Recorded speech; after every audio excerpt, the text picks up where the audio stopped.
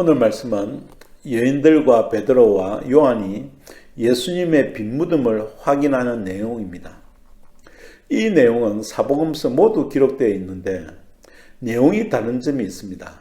먼저 천사에 대한 기록이 다릅니다. 마태복음은 한 천사가 무덤의 돌 위에서 여인들에게 소식을 전한 반면에 마가복음은 한 천사가 무덤 안에서, 그리고 누가복음은 두 천사가 무덤 안에서, 요한복음도 두 천사가 무덤 안에서 소식을 전했습니다.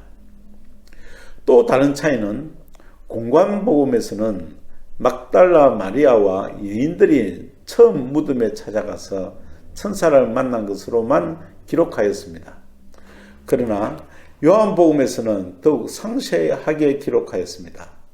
막달라 마리아가 천사를 만나기 전에 먼저 예수님의 무덤이 열린 것을 보고 예수님이 없어진 사실을 제자들에게 알립니다.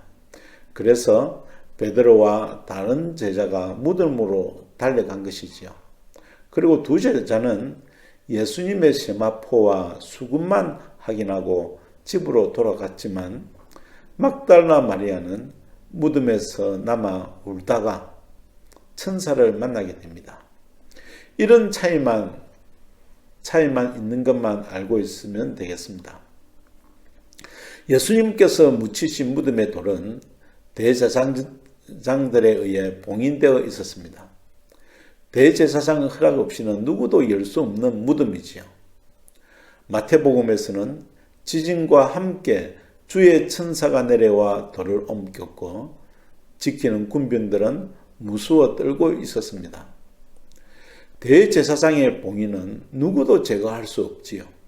결국 봉인은 천사에 의해 제거되었음을 증거하는 셈입니다. 이는 세상과 죽음의 근세를 이기시는 예수님의 부활을 알리는 첫 신호이지요.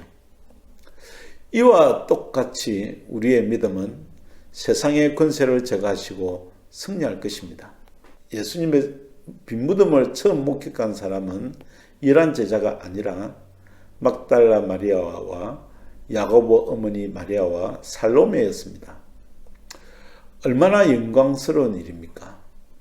당시에는 여인들은 법정에서 증인의 인정조차도 받지 못하는 시대였습니다. 지금도 세상은 여인들을 무시하는 국가와 종교들이 많습니다. 제자들도 있었고 더군다나 무덤의 주인인 아리마대 요셉도 있었습니다. 그럼에도 불구하고 성경은 부활의 첫 증인으로 여인들로 삼으셨습니다. 그 중에서도 마가복음 16장 9절에서는 막달라 마리아에게 먼저 보이셨다고 하셨습니다. 이에 대해 요한복음은 더 구체적으로 기록하고 있습니다. 베드로와 다른 제자는 예수님의 무덤이 비어있는 것만 확인하고 집으로 돌아갔습니다.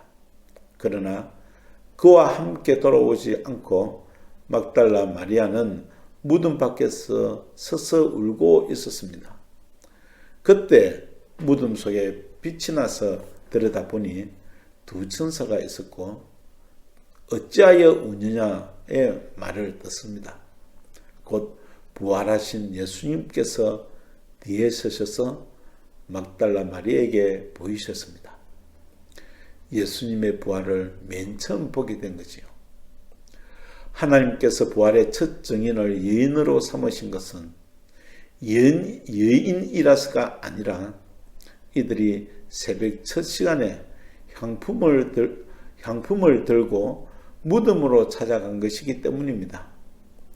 더욱이 막달라 마리아는 끝까지 무덤에 남아 슬퍼했습니다.